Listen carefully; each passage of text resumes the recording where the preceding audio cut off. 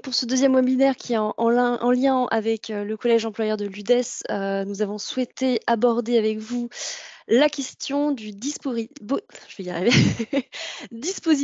temporaire d'affectation. Et je me rends compte que je ne me suis pas présentée au début. Je suis Anna Autoville, chargée de projet en Bretagne et Pays de la Loire pour l'UDES, l'Union des employeurs de l'ESS. Et j'accueille aujourd'hui Florence Bénard, directrice générale de la SKIC Enjeux d'enfance. Donc je remercie pour votre disponibilité aujourd'hui, ce midi, et vous présenter le dispositif d'affectation temporaire et comment votre structure donc s'approprie ce dispositif, le met en place. Pourquoi par exemple le DAT? Donc sans plus attendre, je vous donne la parole. Merci Anna. Mais écoutez, moi d'ailleurs, je voudrais vous remercier aussi de nous avoir gentiment invités à partager effectivement un dispositif que nous avons mis en place. Donc je vais commencer d'abord par présenter un petit peu la SIC Enjeux d'enfance. Donc qui sommes-nous, hein? Donc on va aller sur la slide. Voilà. Voilà. Donc, nous sommes un acteur de l'économie sociale et solidaire, puisque on est une SIC, une société coopérative d'intérêt collectif, donc à gestion désintéressée. On est un partenaire local, donc dans une politique sociale de territoire. On n'a que des professionnels de la petite enfance, donc au sein de la coopérative, et on est rassemblés autour des mêmes objectifs. Donc voilà qui nous sommes. On va aller à la slide suivante. Donc notre expertise aujourd'hui, c'est une expertise petite enfance, mais ce dont je vais parler aujourd'hui est transposable évidemment à tous les secteurs de l'économie sociale et solidaire. Donc notre expertise aujourd'hui, on gère des établissements et des services, soit en gestion directe, donc on les a créés de toutes pièces, on est propriétaire, soit avec des conventions d'objectifs et de gestion, soit dans le cadre de délégation de services publics. On accompagne aussi les collectivités locales dans leurs projets. Hop là, c'est parti. Voilà.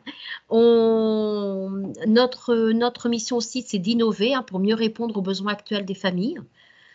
Donc, entre autres, il y a quelques années de ça, on a innové sur un principe de ce qu'on appelle les places employeurs, mais au lieu d'être sur du monosite, on est sur du multisite. C'est-à-dire que quand un employeur loue une place pour un salarié, le salarié peut choisir la crèche sur laquelle il veut aller et elle ne lui est pas imposée. Dans nos autres missions, c'est d'accompagner les parentalités. Donc, là, il y a toutes sortes d'initiatives, évidemment, mais bon, ce n'est pas l'objet aujourd'hui.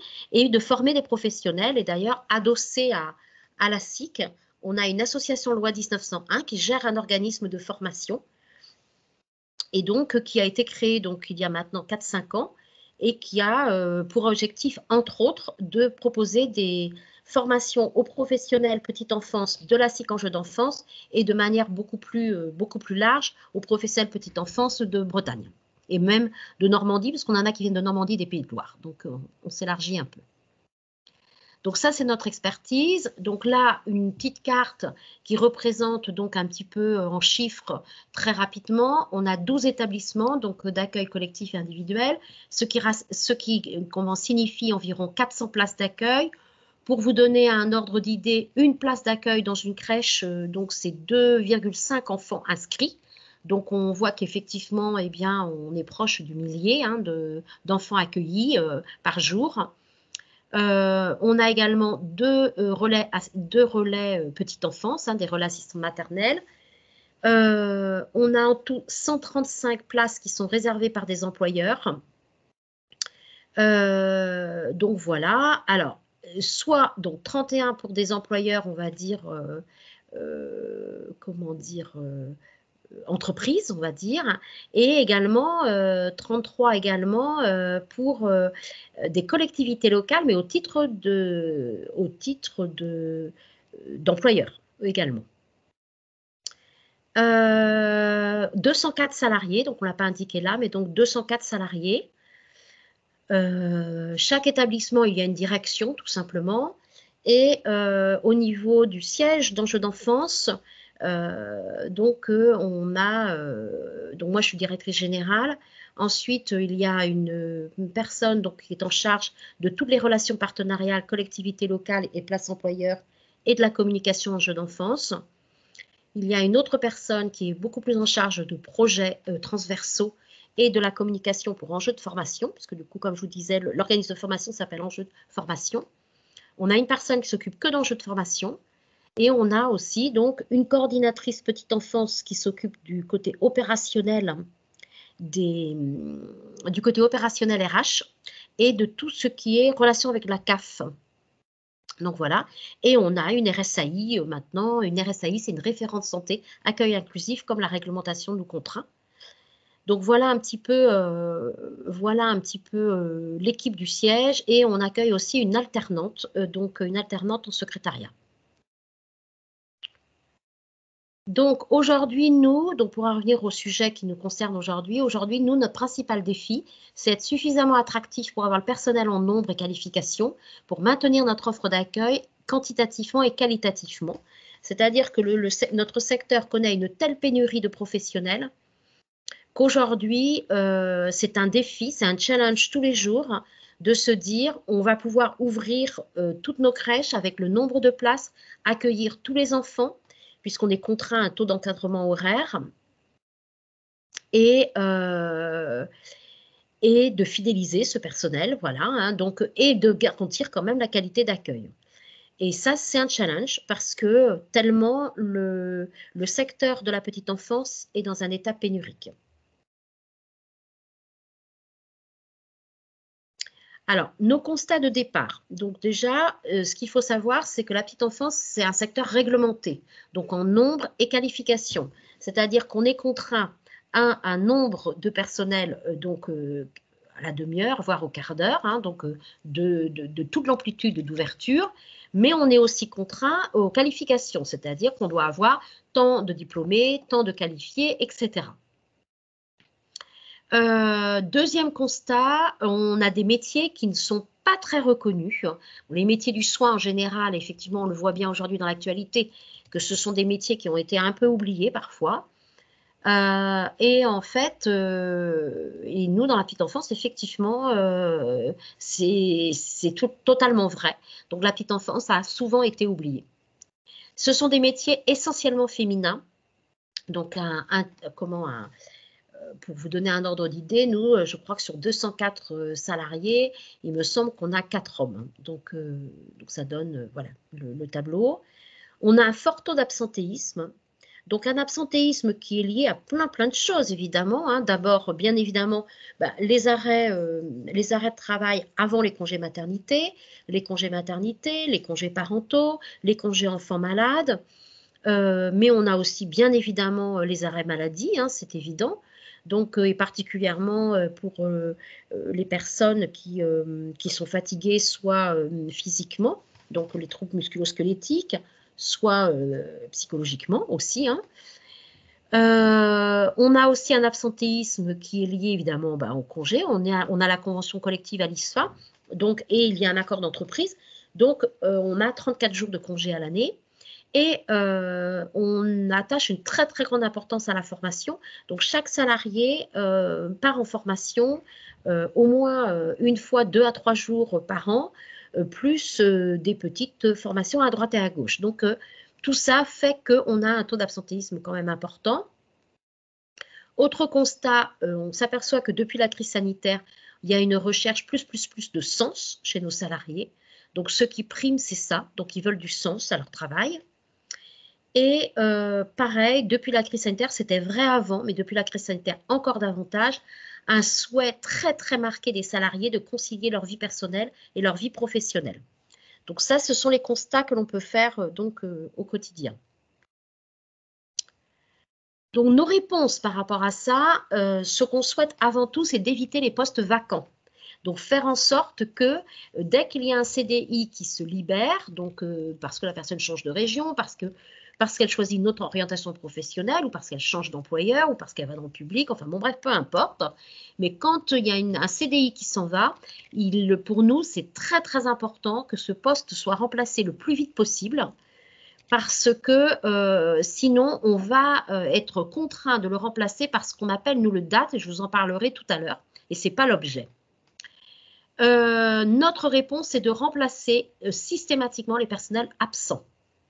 Donc, c'est très, très important pour nous de non seulement les postes vacants, mais les personnels absents, c'est-à-dire une personne et une semaine malade, on va la remplacer. Une personne a un congé événement familial d'une journée, on va la remplacer, etc. C'est très important parce qu'on s'aperçoit que si on ne remplace pas ces personnels, les autres personnes restant travaillent en flux tendu. Alors déjà, réglementairement, c'est pas bon. Voilà. Et ensuite, ils travaillent en flux tendu. Et s'ils travaillent en flux tendu, c'est un accroissement de leur fatigue. Et par conséquent, ça va venir effectivement alimenter le cercle vicieux de l'absentéisme. Donc pour nous, c'est très important effectivement de remplacer les personnes absentes. Améliorer les conditions matérielles de travail. Donc on a certaines crèches qui étaient vieillissantes.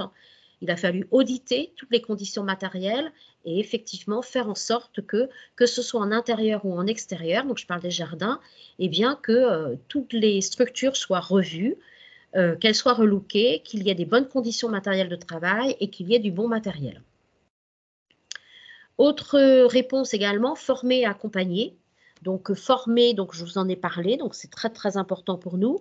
Et accompagner, donc il y a plein d'éléments que l'on peut avoir en termes d'accompagnement que l'on met en place pour que chaque salarié puisse se sentir effectivement entendu, écouté et accompagné. Je ne dis pas qu'on y arrive toujours, mais en tous les cas, c'est effectivement, nos dispositifs vont vers là. Permettre l'évolution professionnelle, donc c'est très important aussi pour nous.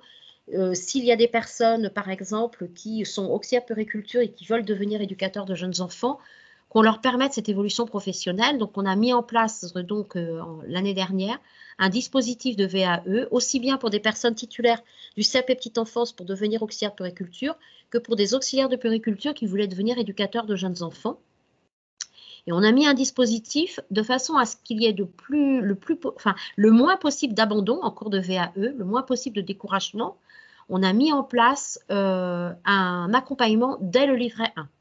Donc, le livret 1, c'est l'employeur qui a pris ça à sa charge. Et ensuite, dès le livret 2, on a confié évidemment l'accompagnement à des organismes certifiés pour la VAE dans chacun des deux métiers. Autre chose également, on met en place aussi, on intéresse les salariés aux orientations de la SIC. Donc, on est en train d'y travailler beaucoup, ça, de ramener les salariés vers les orientations stratégiques de la SIC. Donc, une SIC, ça a souvent des comités d'études. Et donc, on essaye de faire en sorte que les salariés participent à ces comités d'études aux côtés des cadres du siège et des directions d'établissement, de façon à ce qu'ils se sentent concernés par leur outil de travail, quoi, par la SIC elle-même, quoi, et ses orientations.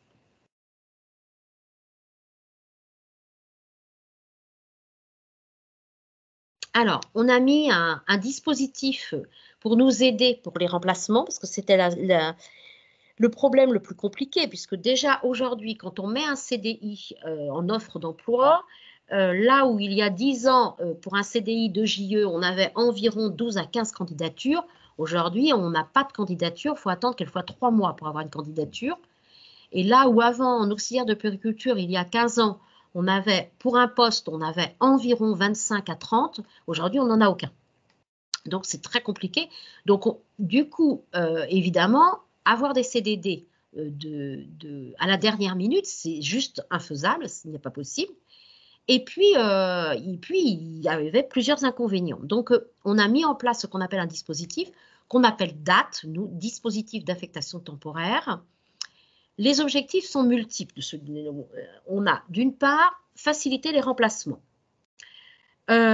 Effectivement, les personnes qui sont prises sur ce dispositif sont prises en CDI. On en parlera tout à l'heure. Par conséquent, on n'a pas à les rechercher à la dernière minute. Donc, c'est beaucoup plus efficient pour les directions et les équipes, parce que les directions ne passent pas des matinées complètes à appeler des CV, à appeler des CDD quand elles ont trouvé en plus des CV, parce que c'est pas évident. Donc, quelquefois, elles sont obligées de faire beaucoup d'appels réseau pour avoir des CV, ensuite d'appeler les CV, de s'entendre dire finalement non, cette semaine je ne peux pas, je suis prise en tel endroit, etc. Donc, tout ça demandait énormément de temps et d'énergie aux directions. Et ensuite, quand ces personnes qui étaient là quelquefois 2 jours, 3 jours arrivaient dans les équipes, eh bien, ça demandait aussi beaucoup d'énergie aux équipes d'accompagner ces personnes qui étaient passantes. Donc, par conséquent, nous, on voulait aussi améliorer ça. Tout ça aussi dans l'optique de diminuer la fatigue des équipes. Autre objectif également, une meilleure qualité. Donc, au niveau des équipes et des usagers. Au niveau des équipes, ça veut dire que donc ce sont des personnes, on verra tout à l'heure dans les modalités, mais ce sont des personnes qui sont en CDI et qui vont naviguer quelquefois donc entre deux structures simplement. Et par conséquent, elles connaissent parfaitement les fonctionnements des 2 structures, elles connaissent parfaitement les équipes, elles connaissent les roulements, les habitudes, le projet, etc. Elles connaissent aussi les usagers, donc les enfants comme les parents, et ça crée du repère pour tout le monde. Donc, c'est beaucoup plus simple, parce que quand un enfant n'a pas de repère, ça l'insécurise et il y a des pleurs à gérer. Et quand les parents manquent de repères également, eux aussi sont insécurisés et c'est beaucoup plus compliqué. Ils ont besoin d'être rassurés beaucoup plus. Donc, ça exige beaucoup plus de temps. Moins de précarité, parce que du coup, on a baissé de manière colossale nos CDD. Donc, beaucoup moins de précarité. Et puis, on s'aperçoit qu'on fidélise beaucoup plus. Donc ça, c'était les objectifs et ce qu'on attendait et ce qu'on obtient effectivement. Alors maintenant, l'organisation. Donc comme je vous disais, ce sont des salariés en CDI. Ils sont par territoire, généralement sur 2 structures. Au début, ils pouvaient être sur 3 ou 4 structures. Il y avait un effort d'adaptabilité qui était beaucoup trop important pour ces personnes-là. Donc on a réduit à 2 structures. Donc, et par territoire, de façon à diminuer l'éloignement géographique des 2 structures, donc comment diminuer les temps de trajet, tout simplement. Le principe, en rattachement administratif, on met ces personnes-là en rattachement administratif avec une structure, une des 2. Rattachement administratif, ça veut dire que donc, tout ce qui va concerner le dossier de cette salariée va être géré par une des 2 directions. Le planning commun est géré par les directions, donc il y a un outil commun. Et il y a un planning commun qui est géré par les directions et les 2 directions vont s'appeler pour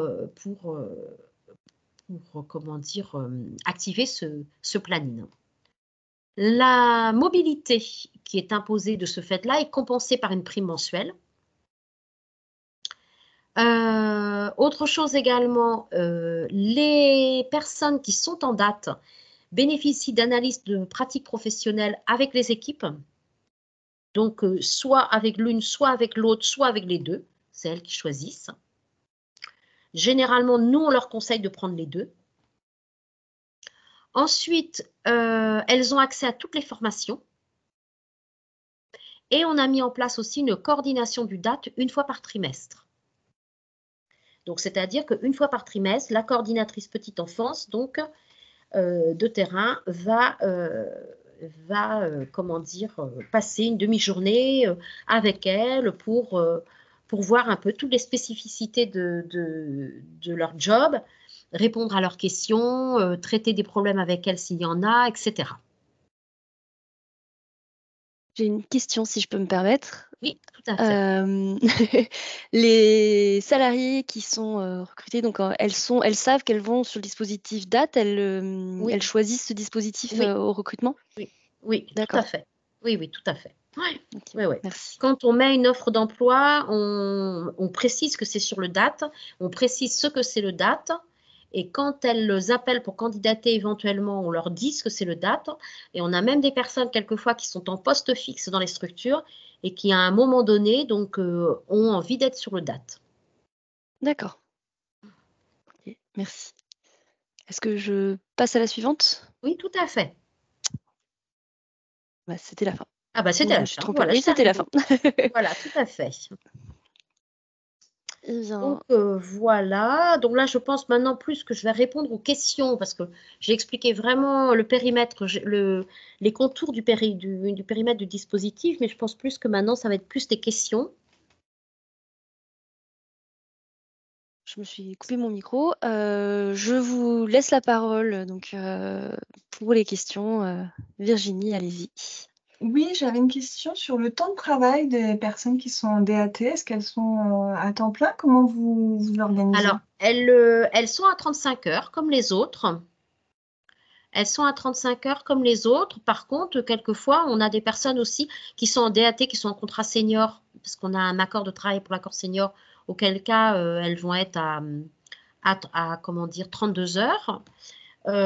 Et puis, on a parfois aussi des personnes qui sont en congé parental en date, et auquel cas, elles vont avoir une réduction de leur temps de travail si elles l'ont demandé, quoi. Mais autrement, elles sont à 35 heures. Oui. Ouais. D'accord. Ok. Merci.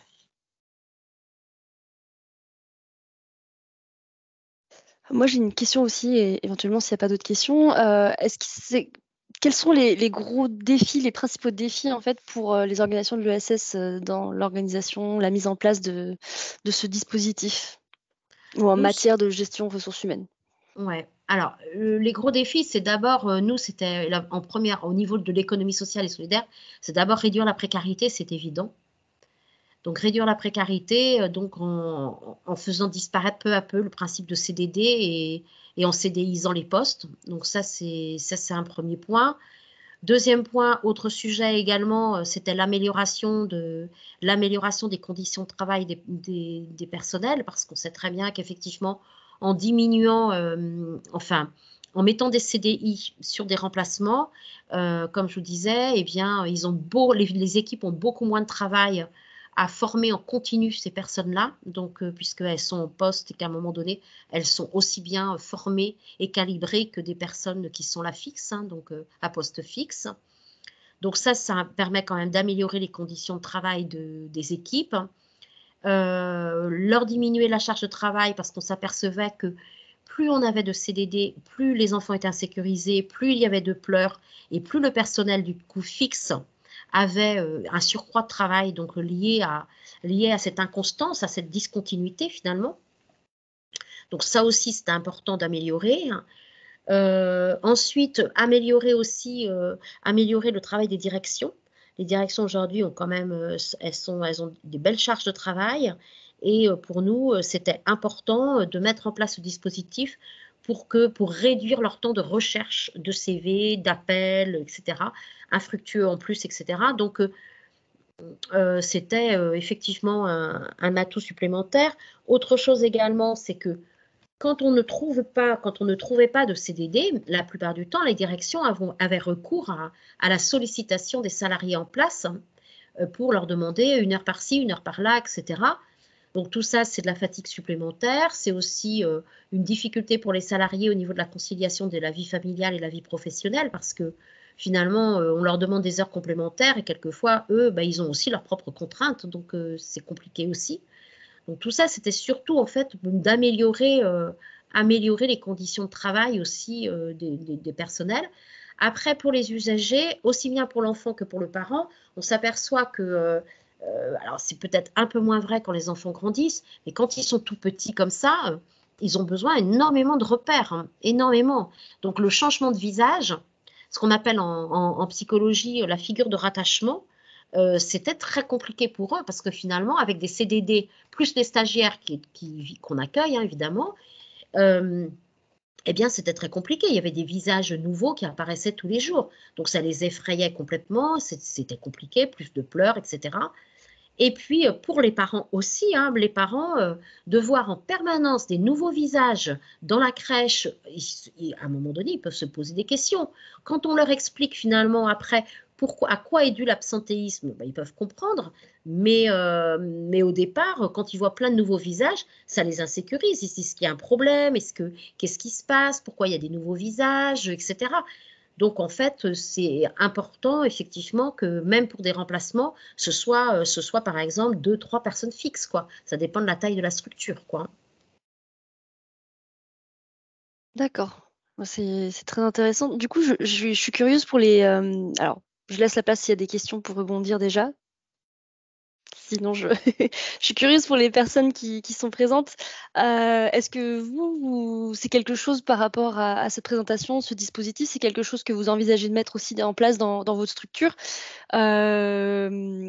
Et si, qu'est-ce qui manquerait? Qu'est-ce qui serait le pas, supplémentaire qu'il faut encore faire pour le mettre en place?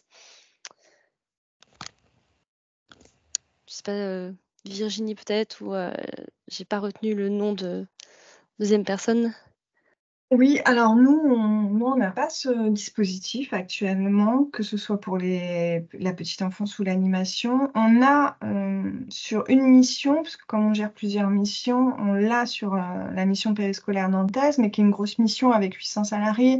Donc effectivement, on a des animateurs volants, on les appelle comme ça, mais ça rejoint un peu ce dispositif d'affectation temporaire, puisque les animateurs volants, en cas d'absentéisme, vont de fait aller sur un site pour pallier à l'absentéisme.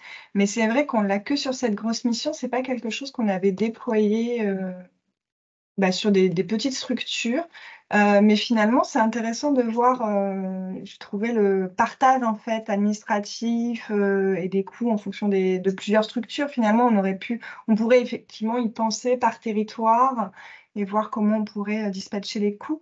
Après, j'avais quand même une interrogation. Donc là, on est parti sur du temps complet chez vous pour ce DAT. S'il n'y a pas d'absentéisme, où vont les personnes qui sont en DAT? Parce que bon, ça peut quand même arriver hein, que sur une période, il n'y ait pas d'absentéisme. Oui. Alors, déjà, c'est extrêmement rare. J'aimerais bien, et on aimerait bien tous que ce soit le cas, parce qu'évidemment, il ne s'agit pas de les laisser sans rien faire. Hein. Donc, ça veut dire qu'ils restent en plus, on va dire, sur les crèches dédiées, sur leurs crèches dédiées. Ils sont en plus de l'encadrement. Et dans ces cas-là, eh bien, ça va leur permettre de mettre à jour des projets ou de travailler plus sur leurs missions, des petites missions annexes qu'ils ont tous dans les structures, ou bien alors de faire des activités avec les enfants qui demandent un peu plus d'encadrement, comme la peinture au pied, enfin des choses comme ça, les jeux d'eau, etc., où là, il y a beaucoup plus besoin de manutention, et donc ça demande beaucoup plus de personnel. Donc là, ils vont en profiter. Mais par contre, c'est quand même, moi je m'aperçois que là, je viens d'avoir le bilan social de 2023, c'est quand même extrêmement rare qu'elle ne soit pas prise, quoi. D'accord. À la limite, j'ai envie de dire que là, actuellement, pour 2025, donc parce que 2024 est vraiment fortement entamé, mais là, je suis en train de mener une réflexion avec les équipes pour voir un petit peu, pour voir avec les directions et puis l'équipe de direction du siège, parce qu'il me semble que notre date est un peu juste. Alors, j'en ai pas parlé du dimensionnement du date. Avant de dimensionner le date, on a fait un observatoire pendant 6 mois. Donc, on a effectivement pris en compte toutes les absences, la nature des absences, etc. Et en fait, on s'aperçoit qu'ils représentent 10%. Donc, ce qui veut dire que, en gros, pour 204 salariés, on avait un besoin de 23 ETP, donc de date. Aujourd'hui, on est à 19.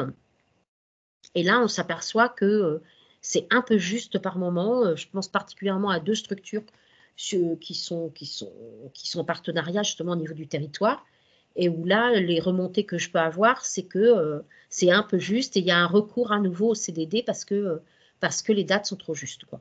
Alors après, on sait très bien que de toute façon, et c'est ce que je dis souvent, je ne pourrai jamais solutionner une structure s'il y a 50% d'absentéisme. Je ne pourrai pas, et aucune entreprise ne peut le faire. Mais par contre, quand même, je pense que quelquefois, on s'aperçoit que les 23 ETP, effectivement, auraient besoin d'être, quoi. Du coup, en termes de coûts, vous vous y êtes retrouvés finalement par rapport On s'y est complètement retrouvés, donc j'ai fait des économies. J'ai fait des économies parce que le nombre de CDD a baissé de manière considérable. Et en fait, j'ai un delta qui, nous, on a un budget environ de 8 millions d'euros. Et j'avais un delta qui n'était pas anodin, puisque je crois qu'il se situait dès la première année aux alentours de 25 à 30 000 euros.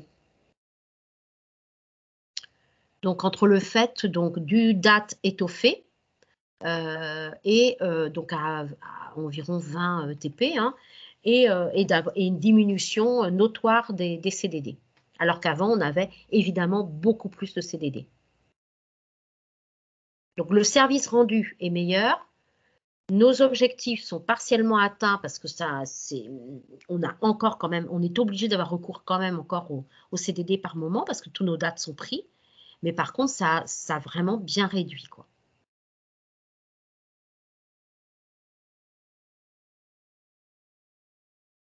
Merci. C'est vrai que c'est intéressant, cette économie d'échelle sur les coûts de Exactement, contrat, en fait. exactement. Ouais, tout à fait. J'étais curieuse du coup, droit de cité, je ne sais pas si vous aviez pu mettre en place de votre côté aussi un dispositif similaire. Non, non, alors vous m'entendez? Je sais pas. Oui, c'est bon. C'était vraiment pour information. En plus, c'est mon directeur qui m'a conseillé ce webinaire et on était parti plus sur le remplacement dans le cadre de formation des salariés dans l'intitulé. Et Oui. du coup, voilà, on partait un peu plus sur cet axe, voilà. Mais enfin, comme la personne d'avant, non, non, c'est intéressant là, cet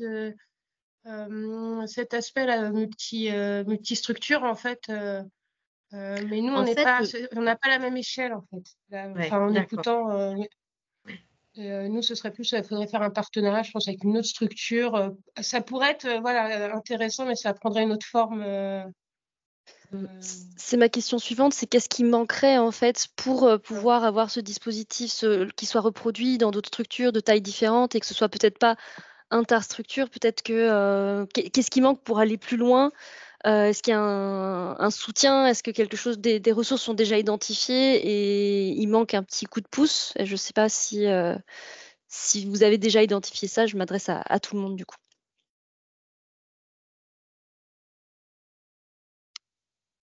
Droit de cité, du coup, pardon, j'ai oublié votre prénom. Ah oui, moi c'est Anne-Charlotte. Anne-Charlotte, d'accord. Et je sais pas, Anne-Charlotte, pour vous, parce que donc vous êtes une structure plus petite, c'est ça, si j'ai compris? Oui, oui, nous on est vraiment une petite. Alors nous voilà, on a 2 accueils de jour, on a 20 salariés. Donc c'est ça, c'est quand je vois l'échelle de vos dates, c'est bon, on n'est pas du tout sur la même échelle. Mais ce serait plus ce genre d'employeur, ça serait plus un multi-employeur, je sais pas comment dire en fait. Enfin, d'avoir 2 structures avec sur un, je sais pas, un animateur d'atelier par exemple, euh, enfin, une autre association en partenaire pour employer quelqu'un parce qu'on n'a pas une masse, voilà, enfin, c'est pas à l'échelle d'un CDI, quoi. Enfin, d'un ETP, voilà, pour ma part. D'accord. Mais le principe est intéressant et surtout sur la sécurité, voilà, enfin, la fidélisation du salarié et aussi pour les usagers, c'est quand même enfin, vraiment bien qu'il y ait des remplaçants qu'ils connaissent en fait, des gens, voilà, ça je trouve ça super en fait.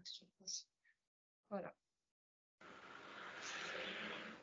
Je sais pas s'il y a des réactions du coup, Florence. C'est vrai que c'est une grosse structure. Je sais pas si vous avez, vous, C'est une grosse d'expérience sur des structures ouais. plus petites. C'est sûr que la taille est un élément facilitateur. C'est évident. Après, quelquefois, sur des territoires, il y a aussi ce qu'on appelle les groupements d'employeurs, hein, qui peuvent être aussi, qui peuvent avoir un petit peu cet objet-là, où effectivement, mais un groupement d'employeurs dans ces cas-là, un petit peu à but spécifique, social ou médico-social quand même, quoi, dans ces cas-là, quoi, hein, parce que il faut quand même qu'on retrouve des métiers qui sont en capacité de faire les remplacements. Nous, en fait, on a fait le choix, si vous voulez, de tout confondre la nature des remplacements. C'est aussi bien du remplacement de maladies que du remplacement comment dire, de formation, que du remplacement événement familial, etc.